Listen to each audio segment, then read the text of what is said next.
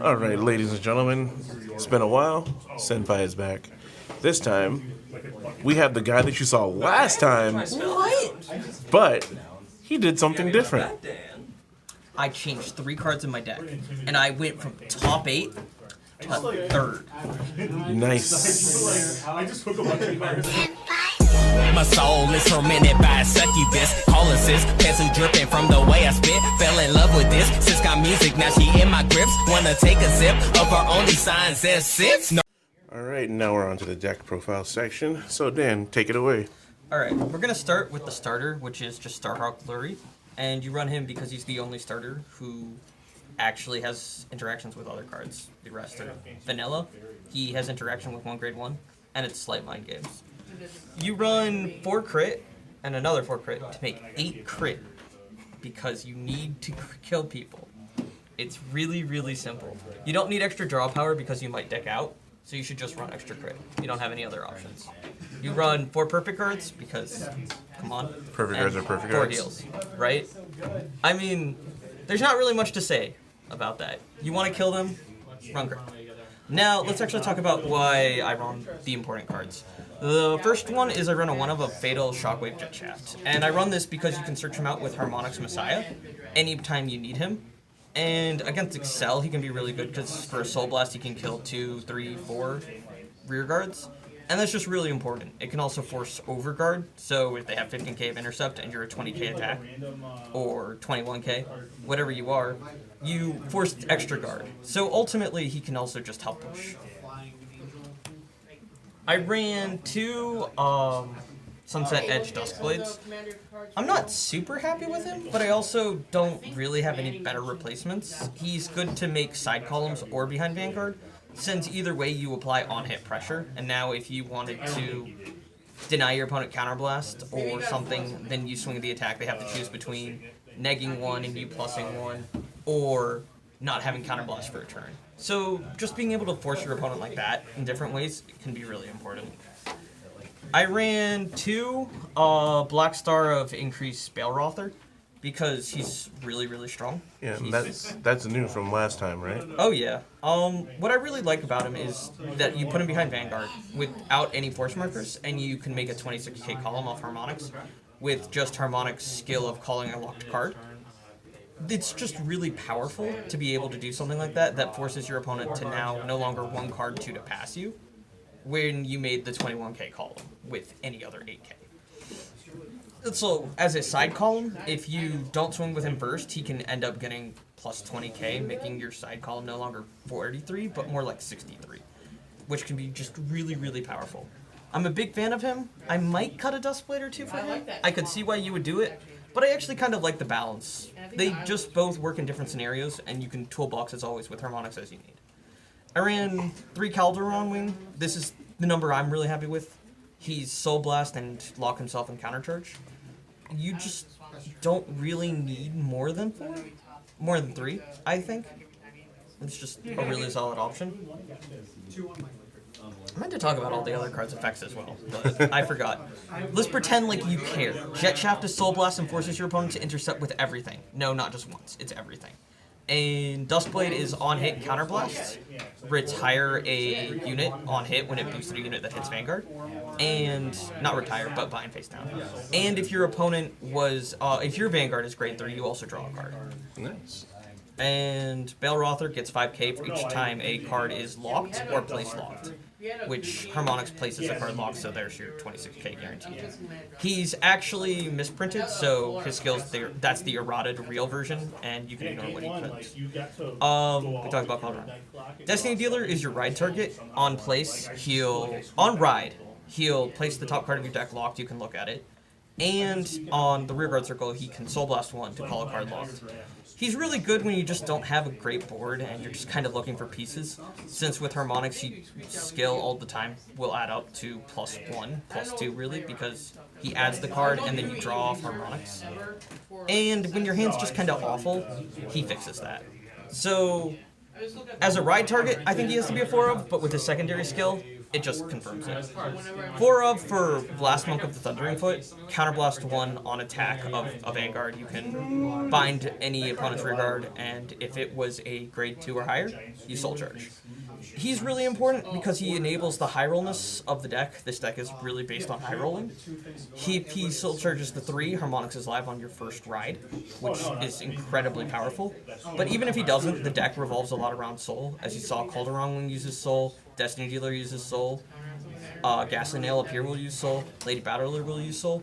You can run out of Soul really fast. So even if you aren't hitting the 3s, which is what you want to hit, more Soul is always good. Not to mention the fact that he can still snipe grade 1s, since this deck doesn't have that much retire power besides Duskblade and Whiteout. 4 of... what's his name? Remarkable Burst Monk, yeah. When he is unlocked, you Counterblast 1, reveal the top card of your deck. If it's a 3, discard 2 to restand your Vanguard. But he's still a +1 for the Counterblast. And that alone is just really strong. This deck is not a quick deck the way I play it, since it's not the deleter build. So just gaining resources, even if you're not going for the restand, such as on your first Harmonix attack, you might call him just to +1. He's the core of the deck, and if you're running less than 4, it's objectively wrong with this build. I ran 2 Lady Battler because I hate her, but multi-attack is still good. She's Soul Blast, look at the top card of your deck, place it as locked, and draw one. And there's a discard first before you look at it. But for me, I always discard a card I want, and then put a trigger down on deck. And I hate that. But since you're Messiah, it's still at minimum a 20k attack with Harmonix. So it's still good enough, but I hate her.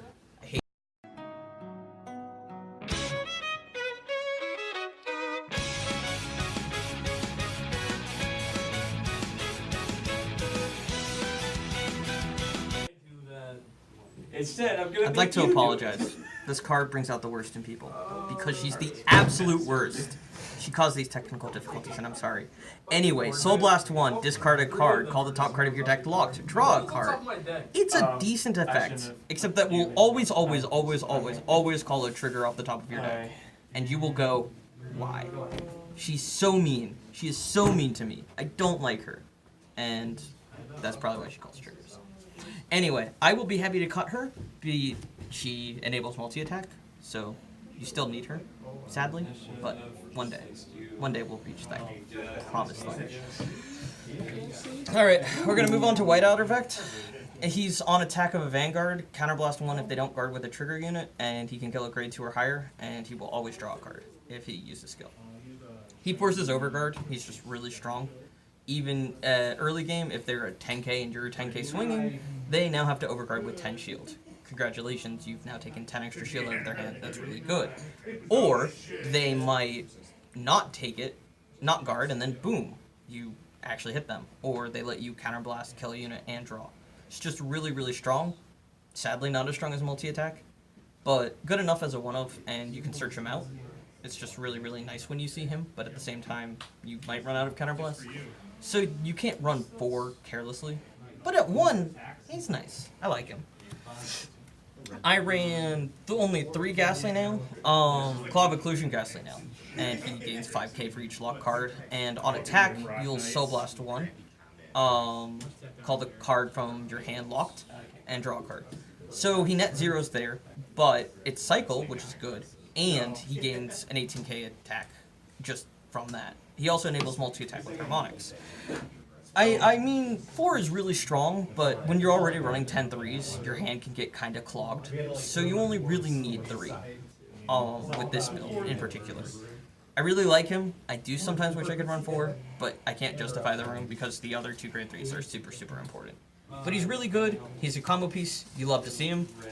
And when Messiah gets future support, I'm sure he'll still be in the deck. I ran 3 Wandering Star Hulk Brants. Ruler Brants. His ability was Counterblast, Soul Blast 1, and he'll change heals to your opponent takes a damage when they see a heal, and he changes crits to they lose a damage on their Vanguard. He's really important because Messiahs don't have any good first rides unless you Soul Charge to 3 for Harmonix. So you need to be able to do something, and that made your options were either Grayon for deleting or Brant. I prefer Brant because I feel that this is not supposed to be a quick deck. You're looking for the long-term game, so you might as well play it for the long term, and Brant's the more defensive option. Grayon is something you do when you're playing really offensive. He's more of a Force 2 deck. Brant, I feel, takes the deck in more of a Force 1 direction. Finally, you have the most important card, Harmonix Messiah. He, on attack, can call a card locked to your board, and when he, at the end of battle, he can counterblast 1 to discard, unlock every card, unlock any number of cards. For each card he unlocks, you draw a card, and he also gives 2 units in the front row, 2 rear guards in the front row, plus 15. It's really strong. You gain multi-attack with things like Ghastly Nail and Lady Valor and him, calling lock cards over cards that have already attacked. And then when Harmonix attacks, those lock cards will become unlocked standing, so they can attack again. The real trick with the deck is managing your board so that your triggers aren't completely useless. So if you swing with Balrother behind him, he's 26k. So maybe your opponent doesn't perfect guard, so they do to pass. Now, if you have no units on the board that can take triggers, then of course he'll just take everything. Especially since we play Remarkable Burst Monk, who enables restanding when he's unlocked. So then you can get triggers, so then Harmonix might be 23 or 33 with some crits.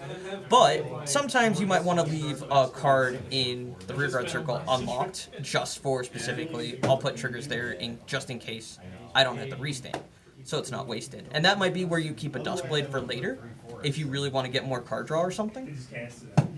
Just, that's kind of how you would play the deck. And then you run Force 1 because you're a defensive deck and you're going late. And if you go late, Force 1's better than Force 2. Almost all the time. You can play Force 2 in this when you have an almost insurmountable advantage. Imagine you Soul Charge to 3 on your first Harmonix turn. Now Force 2 can almost kill them. Imagine that you crit them early, once or twice, or you just had a rush hand, so now they're at 3 or 4 on your first attack. In some situation like that, especially if it was an Arakami and now their hand's depleted, like they wanted to pass and you hit the crit, you could do Force 2 there. Pretty much it's only going to happen versus Excel, and you'll try and kill them that way. But even in those cases, I feel Force 1 is just really strong, because if they somehow miraculously survive, you still can put anything on a Force 1 column and it'll hit. The other situation you might want to do Force 2 is damage denial gameplay or hoping for the miracle. So let's say you're on Brant and you have a booster and your opponent used their 2 counterblast and you're just not hitting any 3s. You can run Force 2 on Brant and swing at them, and then that way, let's say they let it hit at their 2, you hit a crit, they go to 5, but then if they hit a heal at any point at those, or on their next Vanguard swing, they're just dead. And that's actually happened to me, not the Force 2 part, but swing with Brant, push them to 5, they swing and they die. In fact, one time on Brant, I actually did have the crit on him, and I swung, and I got a crit, so my opponent's at 1, and Brant's doing 3 damage, but they also hit 3 heals, so they just died. And that's the kind of situation where Force 2 might end up saving your life. Alright, so next, let's talk about matchup. So, as the self-proclaimed tongue-in-cheek best Messiah player in Standard, due to the fact that I had the recently most high-topping Messiah deck, I'm here to tell you about how that tournament went. In round 1, I played against Narukami. I went first. I won. He hit no Phoenixes. Very, very simple. Messiahs does really, really well into those types of decks when going first. In round 2, I lost to Novus. It was Beast Deity, and it was really sad. I hit 5 damage, and I didn't see any triggers. I was at 0 on his grade 3 turn. But when you hit 5 damage into Beast Deity, the rest of the game is terrible.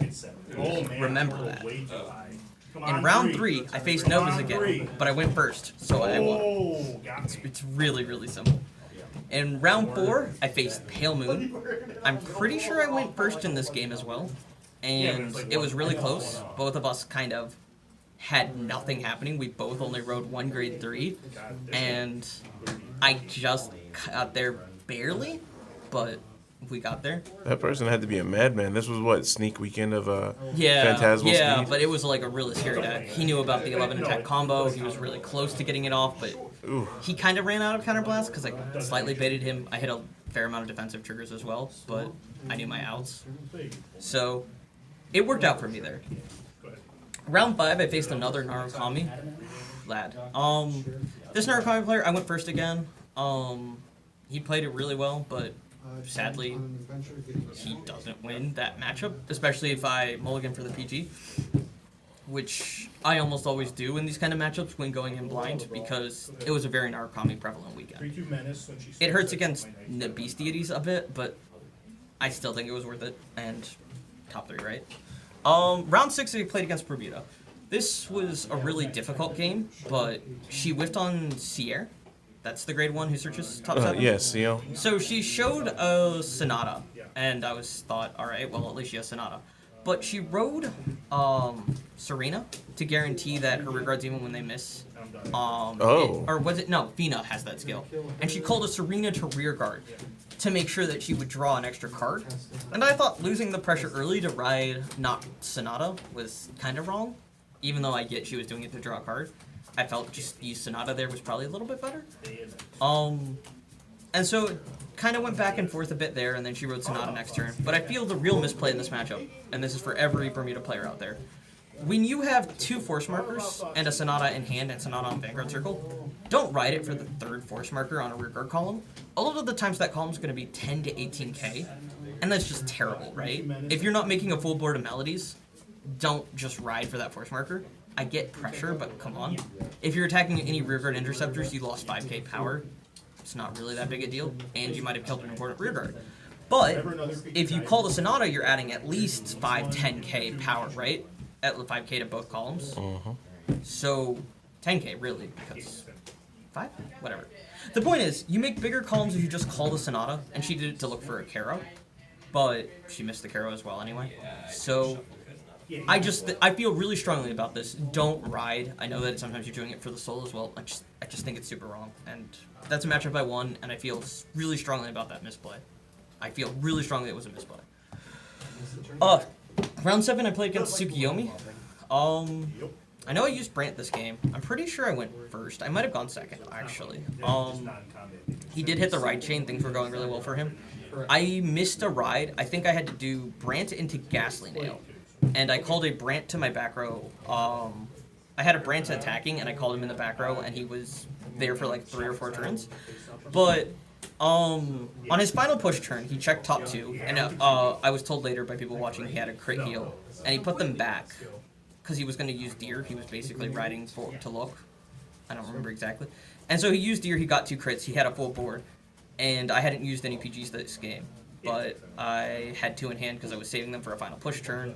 And I used every single card in my hand, but I survived. But he ended up using way too many cards to commit, kind of there. And so on my next turn, I swung and I hit a crit because I called up that Brant, and it was really important to make numbers.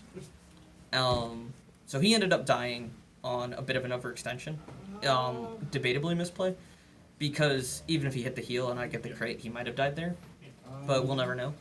But that's what happened. Round 8 was another win against Narukami, and this is probably the only game that I won that I definitely should have lost. I had to ride Brant once, and I didn't hit anything else, and my last drive track with Brant was like a Brant and some other garbage. So my opponent was at 5, but I had, only ridden once, and he called a full board of like 5 attackers, 6? He had a lot of attacks, and I survived all the rear guards, but I'm at 1 or 2 cards in hand, and he has Gauntlet Buster, and there's no way I'm surviving that. But he swung with Gauntlet Buster anyway, instead of waiting for next turn, where I would have been able to do basically nothing, because it's Brant, 1 card, like no board. But he swung with Narukami, and then he hit Death Sice and heal, and he was at 5, so he just died. And that's how I made top 8, which felt kind of bad. Like, is that really how you want to make top 8? But hey. Brant. This is why we run Brant, guys. Come on. Okay, and then we made top 8. So we faced Kagura first, and I had to, I top decked, I had 4 3s, so I put everything back. And then I still ended up having a 3 and a 1, maybe I hit the 1? And then I didn't have a 2, but I top decked it on my ride. And he G-assisted for a 3 and whiffed, so I do my, second ride. I remember I went first, because I had Harmonics live on his grade 2 turn. He survived, and then I wasn't live. So he rode, the Overlord Searcher, right? Surge top 7, so blast 2, instead of G-assisting for the 3 or something first.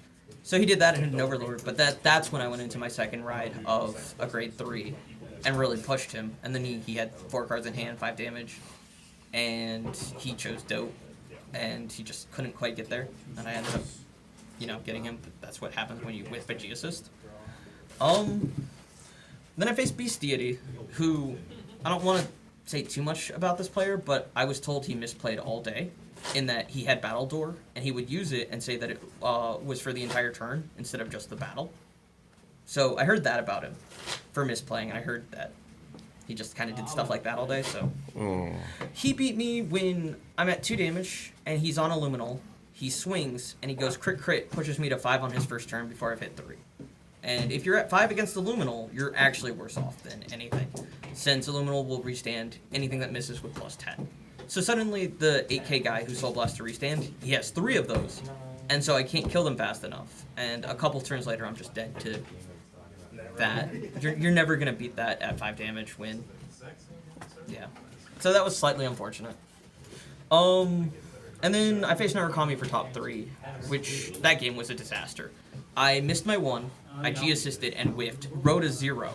He called 3 things to then hit me, including a draw trigger, but the draw trigger hit me. And then I hit a defensive draw trigger to draw. So, and then he didn't hit a trigger. And I'm at 1 damage. And then I drew a 1, and I just kind of went in, right? Because I hit the 1. Top deck, it was great. And then he had to G-assist for the 2. So, even though he went first, I ended up being okay since I didn't have to G-assist. I kind of got my stuff back, and he lost a lot of pressure because he had to. When he went in, like, he G-assists, so he minus this 1, and his attacks just kind of fizzle from there. Which means I don't really remember the rest of my board and stuff that happened. I just remember I with G-assist, and then he had to G-assist. So a lot of G-assist games in top 8. Yeah, I mean, that's what you get when you go 2 out of 3, I guess. Right. Question mark. So overall, how was the experience of New York BCS? was fun, but I feel it's important to note that top 8 in Chicago is top 3 in New York. So, which tournament actually has stronger players? Well, because I wasn't personally there, I couldn't go. I heard there were 2 blocks. Which There block? were 2 blocks. I was block B. I was number 222. 222. Okay, yeah. So, and so right now we're not sure when the next time we're going to see Link Joker's report, let alone Messiah. I have to mention that with Pale Moon and Murakumo both being tier 1 decks that are really, really fast, I'm not sure how Messiah will actually last in the meta. And Shadows is another deck that's relatively fast. All right. So, one, what are you gonna like? Do you have an idea of what you want to use in World? Because I don't want you to. Oh, like, right. Yeah, that's right. Since I qualify for Worlds, whenever I get the email, it's not real until I get an email, right? Yeah. In terms of Worlds, I know Golds come out right around then, Great Nature come out in the end of December. So I'm looking at the 2 of those decks as potential options. Genesis looks really cool. And there's a tiny world where I come up with a Miracle Messiah build that I'll end up taking anyway. My problem is that I think that fronts ended up becoming really popular in a couple of the decks. God Hand will be out. And the problem is this build is definitely dead against God Hand because Brant does nothing against God Hand, right? So, since front triggers aren't affected by grade 3 Brant, meaning he's terrible. Maybe not. We'll find out. So, in terms of that, I'd probably have to change the deck to the Greyon Force 2 build, which I think is worse. I think it's objectively worse right now, but I think it'll be better when God Hand is a tier 1 deck, which just kills everything in the meta, and that's probably what we'll play. Okay. Well, if you play Link Joker. Right. But that would be the change. You'd run the Greyons, and then you debatably could run Drown. So, with all that being said, any shout-outs, any people you want to thank, any people you want to be like, fuck you? I could do so many, but I'll do shout-out to Darren, Ryler, and Tyler, because they showed up this time, and actually were there for top 8. And anti-shout-out to the player who lost to DI round 1, pre-support. Ooh. He lost to DI, and he did not show up to support me. He knows who he is. And he deserves to be called out for losing to DI. Round 1, guys, come on! He played Narukami. Oh, And no. is this like I don't know how you do it. I mean, He didn't get crit. There was enough time for the player to get to master a 5th element before he died. I mean, maybe he was just having a bad day that day. Who knows? But Call out because he didn't show up. yeah, call out. He didn't show up. If he had showed up to support, no call out. Come on. He lost to DI. Yeah. DI! Which is a really fun deck now. Well, I would say it's more than a fun. Well, and premium is definitely it's like tier 1. It's Right. It's But amazing. Does but premium even exist? premium does exist. You just don't play it. Telling you. Oh, right. I was going to maybe try premium soon. There's a couple interesting lists floating around. Yeah. There you go. Give it a try. Come on over. And you know what they say. Bless up. Yeah. All right.